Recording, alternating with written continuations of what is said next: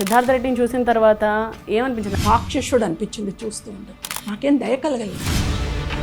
అంటే ఈ నెలల్లో మీరు సరే ఇక క్షమిద్దాం అని అనిపించలేదు? ఇక బిడ్డను పోగొట్టుకున్న తల్లికి క్షమాపణ ఉండదు, శాపమే ఉంటుంది. చంపేద్దామన్న ఉద్దేశంతోనే తను అక్కడి నుంచి తీసుకెళ్ళాడనా? అంటే ఆత్మహత్య చేసుకుంటే వాళ్ళు ఫేషియల్ చేయించుకొని చచ్చిపోతారు.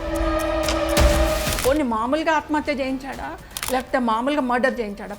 దోస్తులను తీసుకొని పోయి చర్చిస్తాడా మేడం? వాడేం ప్రేమికుడు మేడం? ఆయిషా మీరా కేసు జడ్జ్మెంట్ చూసిన తర్వాత మీకేమనిపించింది? వ్యవస్థలో రెండే, అధికారము ధనం ఉన్న వాళ్ళు ఒకటి, అన్యాయం అయిపోయి ఏమీ లేని వాళ్ళు ఒకటి.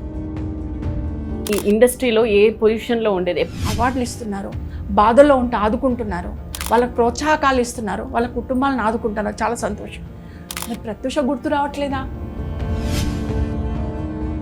అప్పుడు ఏదైతే ఎమోషన్ ఉందో ఇప్పుడు సేమ్ అంతే ఎమోషన్తో ఉన్నారు. మమ్మల్ని అలా చూసుకుంది తను ఉన్నన్ని రోజులు చాలా బాగా చూసుకుంది మమ్మల్ని.